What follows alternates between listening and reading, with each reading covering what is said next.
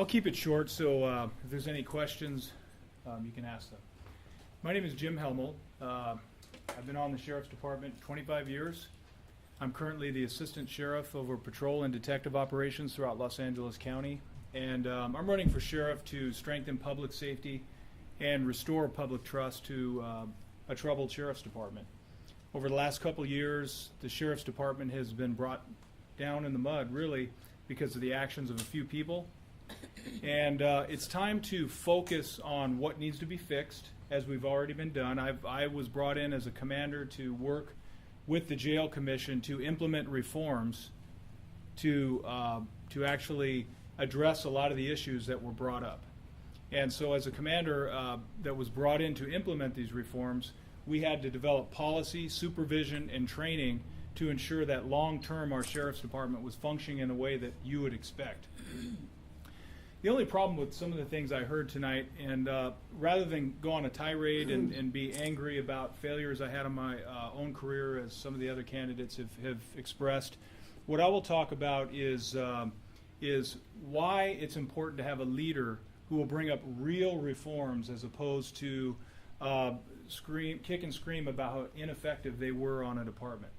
And I think a lot of us would agree about the ineffective, because the very person in command of the jail at the time was the one that observed those leadership failures. So it's pretty ironic that he's pointing the finger at other major executives. Now, Sheriff Lee Baca himself, who wound up having to retire suddenly because of those leadership failures, he actually stepped down and did what I will call the noble thing, because he recognized those failures and that the buck stops there with him. So he stepped down and retired because of those gross failures of people under him who had failed him, and he should have. He did the right thing. I'm not making an excuse for him, because he wasn't making an excuse for himself. But this is not about the past. This is not about anger toward the past. This is about the future. We need a sheriff who's going to talk about how the Sheriff's Department will move forward and continue to reduce crime in the way that it's happening right now. By exercising these progressive strategies of frontline law enforcement, as the Assistant Sheriff over all Patrol Detective Operations, since I've been in the position, they've continued to drop to even historic lows beyond what they were before. So there are people talking about failures that occurred within the department, and I say that's good. That's why I want to leave a lot of questions. I hope you have tough questions that are certainly fair questions. We even have somebody that's an outsider, and my political consultant says, stop making reference that it's a fair question and that he's a good person and things of that nature. I know it's not smart politically to do that, because I'm not a skilled politician. But I think it's a fair question for you all to ponder on, which is it healthier to have an outsider come in and reform the department, or somebody who's respected within the organization to actually implement real reforms? The perfect example is the last person who's an officer with the LAPD, and I respect the men and women at the LAPD. But I don't see their failures, such as Rampart and other major scandals, as an opportunity to try to promote myself within the organization. Of course, there was huge failures within the LAPD and other agencies that have high number of shootings or allegations of racial profiling in their areas. There's a whole host of agencies that have that. The point I want to make is not to focus on the failures of the others, is to be honest about the fact that we need total openness, total transparency, and common sense moving forward to actually fix these problems. Because the problem that happens is one of the persons that came up, and actually when he speaks, because I see him a lot of these venues, it gets me irked, some of the problems he brings up, because he gets emotionally involved and points the finger at allegedly some major executives that had failures that he tried to tell. But then I take a step back and I remember that he was in charge at that time. And so rather than having getting people emotionally upset about the failures that occur, and I'm not focusing on one person, I'm trying to make a point to you that rather than do that, what we should do is focus on the actual problems and fix them, as opposed to get the pot stirred, emotions high, and then, as politicians will often do, after the emotions are gone and people are upset because they got that, yeah, I'm upset too, nothing ever happens. And then we have the same old problems. And that's a little bit of what occurred with the Sheriff's Department. So we need real reforms. We need things that We need things to actually go ahead and fix problems that are there. And I pose to you that I will do that. I have respect within the organization. I have a proven record of coming in when the jails had problems and fixing those problems, and now on the patrol end, seeing leading crime to historic lows not seen in more than 40 years. So with that, I'll open it up to questions. I'll start with the gentleman who interrupted my speech, maybe if he has a question. Did you have a question? Just out of respect? Yeah. Oh, okay. Yes. Yeah, when you become a police officer or sheriff, Right. you take an oath of office, similar to the one I took when I was in the Marine Corps. And part of that oath is to support and defend the Constitution of the United States. Right. What's being played on the internet seems to be many instances of police and sheriffs violating that oath of office. How would you deal with that? Right. I think it's a great question, because when you take that oath of office like you're describing, and I don't know if he's a friend or he's just with you, when you take that oath of office in the military, it's something you take to the heart, and you're willing to risk your own blood as he did, and I'm sure he has fallen comrades that he could speak about. And it has, when you take, I can relate to that. Having served most of my 25-year career on early mornings, on the front line, I can relate to exactly what you're saying, and I respect people that do that. So it's that even more so a violation of trust when you have someone who betrays the oath of office, because we've all interacted and dealt with and arrested criminals, and there's somewhat of an understanding of, not to get into the sociological of how did this occur, because meanwhile they're kicking in the door and victimizing somebody who worked hard for their possessions, or injuring them, or whatever the situation is. So you tend not to have a lot of sympathy, and you understand, well, this is a crook. But when you have someone like you described that's within the oath of office, it really irks you even more, because it betrays all the hard work and the blood that was shed for protecting the lives of other people. So to actually address that, we have to have clear expectations and clear policies and training to support those expectations, and then oversight to ensure that the people are being held accountable to those expectations. That's exactly how we do it. That's how we did it in the jail, and that's how we're doing it in patrol right now. Yes? Do you feel that a retired law enforcement officer, once they leave the department, that their duty to defend is any different than a ordinary law-abiding citizen's right to defend themselves under the Second Amendment?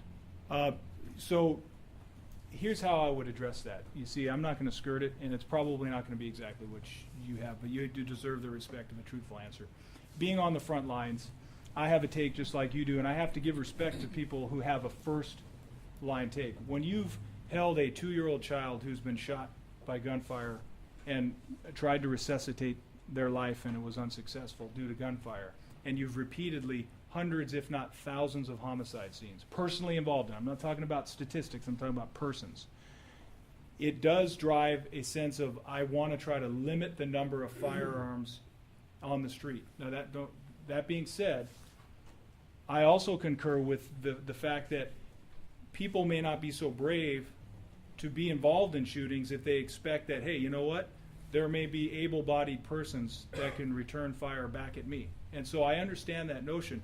But the question I would ask rhetorically, because I'm inclined not to expand the use of CCWs, but the question I would ask is, if we were to issue those, I would have to ask for those who are experts or who are passionate about that, how many hundreds of thousands of CCWs are you posing that we should issue? In other words, I could say to a gentleman like you and say, you are trained, you are qualified, you have an honest background, you have a proven record. And so let's say I personally say, here's your CCW. But how many hundreds of thousands should we issue in Los Angeles County, an area plagued by gunfire and troubles with too many firearms on the front line? And so, yes, I'm sure you have an answer to that. Yes, thank you. There's gun-free zones such as Chicago, New York, who have homicide rates that are higher than Baghdad. Chicago's homicide rate is higher than the whole country of Iraq. I've deployed there. I served there. Right. I shouldn't have to come home as a soldier and be more afraid of my own country than I was of a country I fought in. And I'm sorry for using this word, but the rhetoric you say about not expanding those licenses, right. That's ridiculous to me because I come from Texas. Texas issues CHLs. When I go home and I sit at the dinner table, my family, my father is a retired sheriff. My uncle is a retired lieutenant at the sheriff's department. Every person at that table has a gun. In the house, though. In the house, on But- the street. So is your opinion that So, we should go out to let me finish, Corky's please, sir. restaurant? Okay, go So, ahead. when you go out on the street, people know that when you go to a bank, when you go to a store, the chances of you robbing that bank and getting away without everybody in there not stopping you Right. are very, very damn slim. Here in California, I could walk into any bank. I know that maybe 1, 2 people are gonna be armed. The chances of me getting caught are Let slim. the candidates speak. Yeah, now. yeah. No, no, no, This no, goes no, back no, to- no, All right, that so- answered your question about Yes, these please. concealed handgun licenses and bringing those in. Okay, now, okay, good. Now, I actually think I engage this kind of dialogue because what I don't want to do is I want you to recognize I'm not going to pull the wool over your eyes because you're passionate about your issue, and I'm just here to tell you that because of your service and your bloodshed, I respect you. I respect everyone that's here, but I'm not just going to say, okay, therefore you're right, and then change my answer based on the audience I'm in front of. Okay, I also have firsthand experience, just like you do, about bloodshed on the front line from stolen weapons, from things like that. So I'm not going to back down. However, that being said, the most interesting thing that you said to me that was actually very convincing was the training aspect. I thought that was very relevant because because we will respect the law of the land. I just wanted to be up front and not hide behind that as other candidates may do. I'm not talking about my opponents. I'm talking about political candidates in general. I want to address it head on, but I think that's a viable solution. I really do. If the law comes in there, then we would want to make sure that people are properly trained. So we don't, even in the law enforcement ranks where we receive hundreds and hundreds of hours of training, you have unarmed shooting, you have accidental shootings. So if you multiply that by hundreds of thousands of CCW permits, can you imagine all the accidental shootings that would occur? I think it's a real question. I'm not going to give you BS answers. I'm going to take it on, even if that means some harsh criticism, and I get it, and it makes sense. But that's what I want to do with the Sheriff's Department, is have actual solutions, actual real reforms, not talking in circles. Okay? Did you want to ask a question? No, your time. I don't get a bonus for the... Well, it's a straw poll. Does it get one more question? Yeah. It's up to you guys. Yeah. One more question? Okay, he gets to pick. Oh, gosh.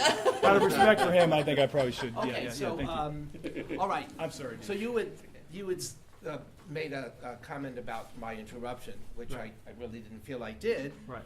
But, so my question to you is, if in this venue, Yes. you felt it was necessary to say something to me about a perceived interruption, if you become sheriff, how are you going to handle the interruptions that are going to happen at a news conference? What do you mean? Well, if you're interrupted, I would... Far more hecklers than mine. Just as I did, I would pause and allow you to do, whatever. And then, but anyway, question. Can I get you want a question? That you?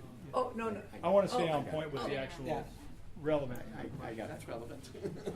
One question, straight to the question mark. I will. Let's say Yes. you don't make the sheriff position. Yes. Are you willing to bring in all the other qualified candidates into your office who have had service in the sheriff's department and listen to them of what they have seen and how to fix it? Are you willing to do that even though you have an adversarial Right. campaign going on for the top dog shot? Well, I think that's a fair question. I'll keep it quick out of respect for your time because I know. I actually, I totally understand what you're saying. Although the only thing I take issue with is the word adversarial, because I truly do not see anyone as adversarial. I see the positions. When you call deputy sheriffs gang members for the sake of hyping your own political campaign, I'm not on board anymore. When you pretend like other large metropolitan agencies don't have serious issues that need to be addressed, and say, wow, look at the sheriff's department, I'm going to stop you and say, yes, we have issues, but let's be honest about real reforms. So even some of the persons that I made reference to with regards to bringing up issues, I think one of the candidates brought up some legit issues. He calls himself a whistleblower. And it's not about not hearing the concerns. It's about let's have a real dialogue like we just did with the gentleman from the military.